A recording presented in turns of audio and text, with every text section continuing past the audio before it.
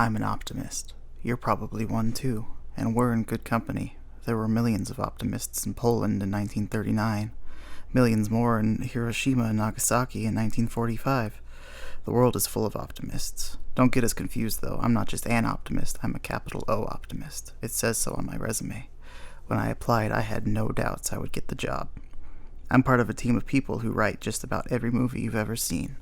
Most films need an optimist to give the audience hope. That's where I come in. That kid who gets cancer at the end of the second act? I write for the doctor who tells her it'll all be okay.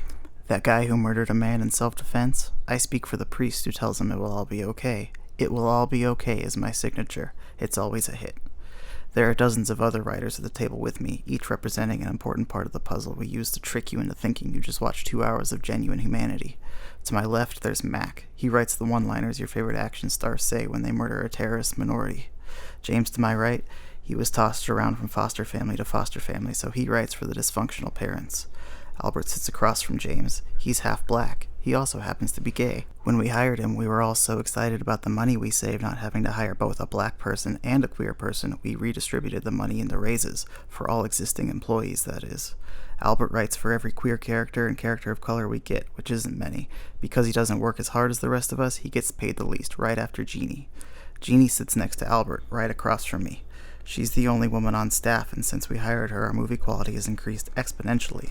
Before she was hired for her motherly instinct, we struggled to name the hundreds of characters we went through a day, especially all the women Colton writes for. Colton grew up with 2 sisters, so he's our resident expert on all things female. Every shift the boss, Mr. Oat, he stands to my right in front of a whiteboard at the end of the long table, says one studio wants a horror movie, another needs 2 romances, one a comedy, one with a dying lead. Colton's excited. Romance movies have countless scenes where women talk to each other about men. Means he gets paid overtime. Mr. Oat asks Jeannie for names. Everyone knows their parts before we even start. There will be a tragedy at the climax. I'll downplay it. I took Jeannie to get drinks once. See, Harold had been focusing his attention toward Jeannie the whole day.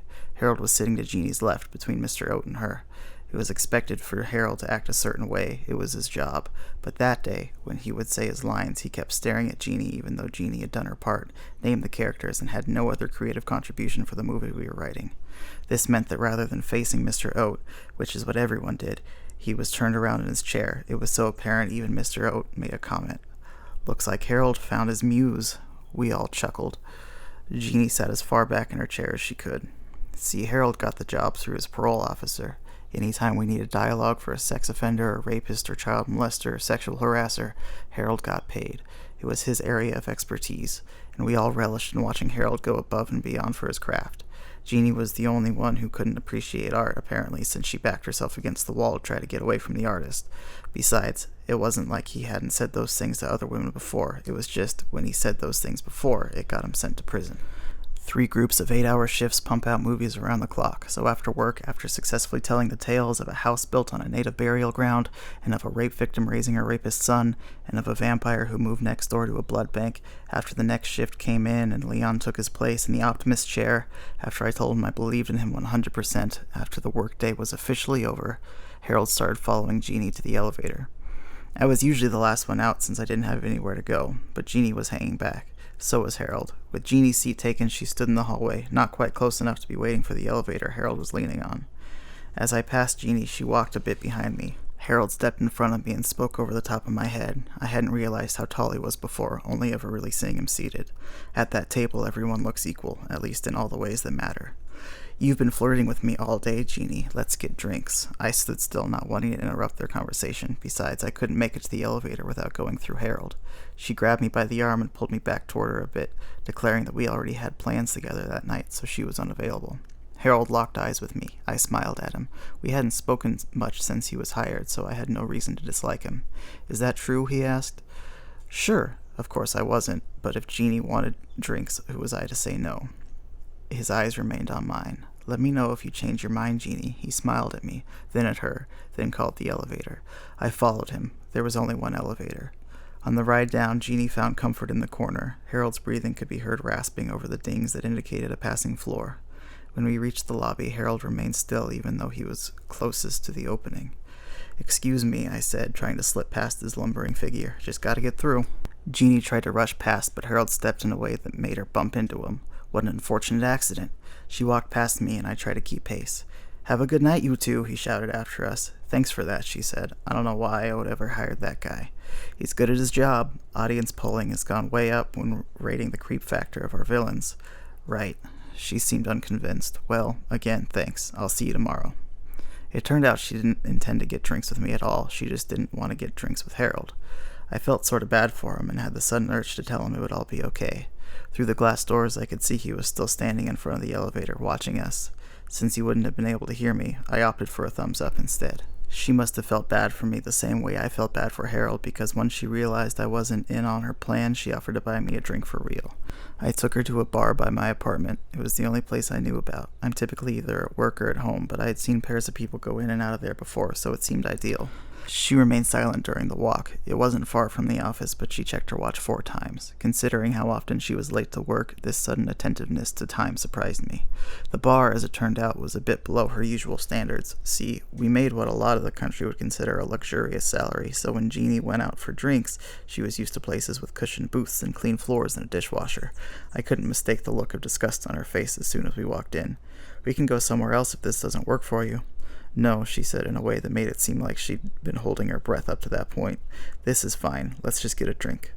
We seated ourselves on wooden bar stools sticky with industrial-strength glue where cushions used to be. We were the only customers. When the bartender came near enough to us, Jeannie asked, "What do you have on tap?" No idea. I just attach a new keg whenever something's empty. None of the tap handles had logos on them. This made me smile. I'll take whatever comes out of the middle tap, please. I guess I'll have the same one, Jeannie conceded. The bartender grabbed 2 glasses from a bus tub, dumped out any remaining beer, and poured our drinks. One of the glasses had a lipstick mark on the rim. He gave that one to Jeannie. I thought that was considerate. I took a big gulp of my drink. Jeannie rubbed the lipstick mark clean with her finger, but didn't lift her glass. How do you come up with all those names anyway? It's incredible. She studied me, unsure if I was serious. Have you never noticed? Has no one ever noticed? From her bag, she removed 2 books, one pink and one blue. Baby naming books. I make no effort to try and hide these. We had all seen her reading those books over the years, but no one had ever read the titles. We just thought she was a slow reader. The real question is, how do you stay so positive? I mean, any of us could fake the dialogue you write pretty easily, but every time the Optimist says a line, you just sound so believable, like you actually mean every word. I took another drink. She eyeballed my glass to see how much was left. I do mean every word. There's nothing in this world so horrible you can't be positive about it. The door opened. Are you fucking kidding me? Jeannie hissed. I turned around to see Harold enter. Without looking at either of us, he took a seat next to Jeannie. She scooted her stool closer to mine. Without moving his head, Harold's eyes turned down and to the left, watching her move away. He hooked his boot beneath the metal bar of her stool and pulled it until her seat rested against his. She stood and backed away. What the fuck, Harold? I thought you two were having drinks, he laughed, but it looks like you haven't even touched yours. I don't think that's any of your business. Did you follow me here? No, I come here every night. I think you followed me here. Is that true? She asked the bartender. Is he a regular? I have no idea. Oh, it doesn't matter anyway, Harold, I interjected. I chose this place. Even if she knew you were going to be here, she didn't say anything. I smiled at him. Has she taken a drink yet? Nope. Jeannie elbowed me in the chest. Good looking out, buddy, he sneered. Take a drink, Jeannie. That's why you're here. It's pretty good beer, I whispered to her. I think. She grabbed her glass, turned it so the spot where the lipstick stain was faced away from her, and down the whole thing, leaving a fresh lipstick stain. Jeannie gagged a little, and from her mouth she pulled a long black hair. Jeannie was blonde. Harold grabbed the glass and shook it at the bartender, signaling a refill. I don't want another one. She had backed so far away from him she was almost leaning on me. It's not for you. When the bartender returned with a full glass, Harold turned the glass so Jeannie's lipstick stain faced him and took a long drink. Wow, that is pretty good. Jeannie turned to me. Can we go somewhere else? Where? Anywhere. Yeah, let me just finish my drink. I tried to chug what remained in my glass, but ended up choking on it. I never liked beer. I left my half-full glass and cash on the bar. Jeannie gave Harold a wide berth as she moved for the door. On my way by, he grabbed my arm. Why are you doing this to me, buddy? What did I do? I took the accusation very seriously. Jeannie watched us from the door.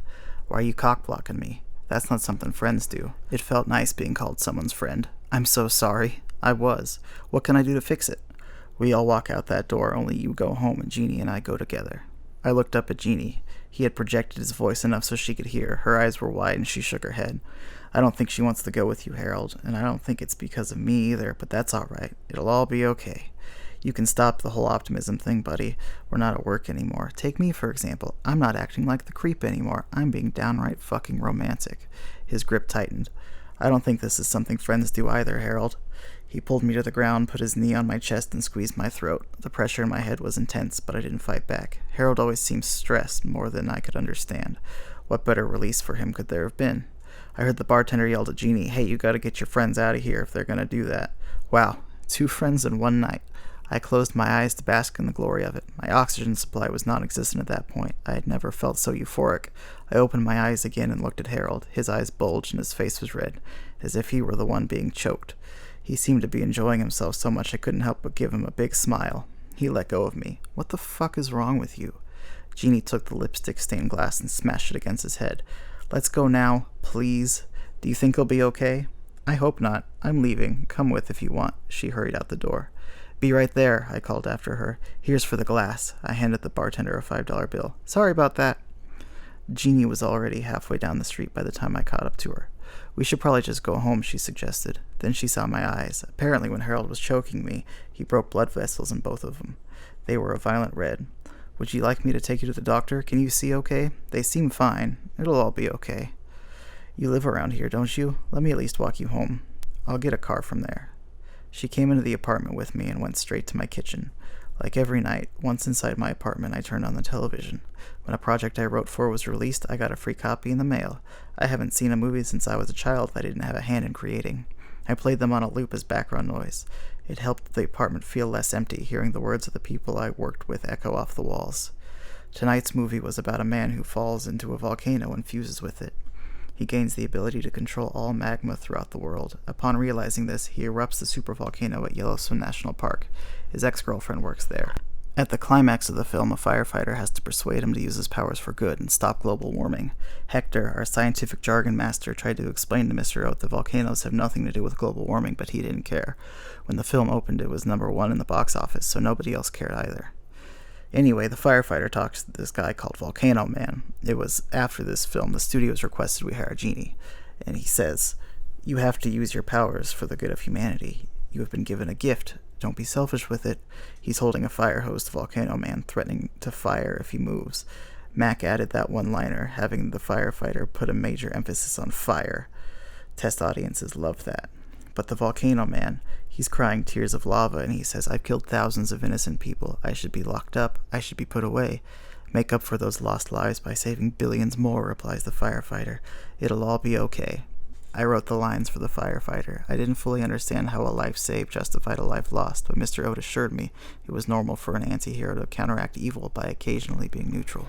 If that's the case, I had told Mr. Oat, then every murderer just needs to spend a summer as a lifeguard, and every lifeguard has a few spare murders. I hoped maybe one day this would be true. It sounded so much simpler. Jeannie thrust several sandwich bags of ice into my hand. "Ice your throat and eyes. You're already starting to bruise." I did as she said. Until that point, I had noticed the dull ache that consumed my head. "You actually watched this shit?" I didn't respond. I had never given much thought about whether or not our movies were good. I just knew on average they sold well. If it's what the people wanted, how bad could it be? Anyway, I'm sorry about how tonight went. I'm going to talk to Oat tomorrow about Harold, see if I can at least get him moved to a different shift. What he did to us was unacceptable. She checked her watch again. Shit, I should get a car. It's getting late. The next morning, Jeannie was waiting for me in the lobby by the elevator. There were several distinct finger-shaped bruises on my throat, and I could feel her staring at them as we rode up. My chest was sore. When we arrived, Harold was already talking to Mr. Oat. His head was wrapped in bandages. Mr. Oat called us over. Jeannie sighed. "This isn't going to go well." I couldn't imagine what she meant. "Harold here tells me you two hurt him last night." "It's true," I said. "He thought I was trying to sabotage him. Oh, and Jeannie hit him in the head with her glass." "But," she added, "that was only because Harold was choking him." Mr. Oat seemed unfazed. "Choking him? Is that true?" Mr. Oat asked me. "Look at his throat," Jeannie interjected. "It's purple." "Please, Jeannie, go inside. I think we have everything we need from you." Jeannie's eyes met mine as she went inside to replace the previous namer. "Harold, you too." Harold seemed eager to take his seat next to Jeannie. "Now," Mr. Oat pleaded, "I need you to tell me if that's true." "Yeah, these bruises are from Harold. He choked me." "About that. Harold already told me he was sorry. Said it would never happen again." Now it's up to you, but I don't think it's fair to ruin his life over one little mistake. So with your permission, I'm going to keep this from his parole officer. He's been doing so well here. I think all of his positive contributions have made up for this negative one. It dawned on me. Helping write movies was Harold's summer as a lifeguard. Of course, Mr. Oat. No use ruining his life over one little mistake. Good, good. Now, did Jeannie break a glass over his head? She did. Mr. Oat motioned for Jeannie to come back out. She hadn't stopped watching us the whole time. Jeannie, I need you to apologize to Harold for assaulting him. Are you serious? She gave me a slight shove. Did you not tell him Harold choked you? I did. Jeannie, I'm not sure more violence is going to help you in this. Just apologize to Harold and everything will be fine. I'm not apologizing to that trash after what he did to him, after what he did to me. What did he do to you? Are you serious? How do you people not see this? He was disgusting to me all day yesterday. He was doing his job, Jeannie. He followed me to a bar last night. He says that's his usual bar. Harold assaulted him, and that's awful, but he already apologized for that. All is forgiven. Not all. Jeannie, you either go in there and apologize to Harold or you go home. Jeannie stood in disbelief. I couldn't believe it either. We would write several movies that day. How would we name anybody if Jeannie went home? Jeannie inhaled through her nose, exhaled through her mouth, and stomped into the meeting room. That went better than I expected, commented Mr. Oat. I thought she would be more hysterical. We watched as Jeannie stood over Harold. She seemed to be yelling. Spoke too soon, I guess, Mr. Oak chuckled. From beneath the table, Harold revealed Jeannie's coat. She snatched it from him and rifled through her pockets. She said something else and held out her hand. Laughing, he reached into his pocket. Harold retrieved a tube of lipstick and placed it in her hand. He slid his fingertips across her palm. She recoiled. She rushed out and passed us into the waiting elevator. Go fuck yourself, both of you. Mr. Oat and I continued our workday. I sat down across from Harold. Bitch can't take a joke, huh, buddy? I shrugged. We went to work.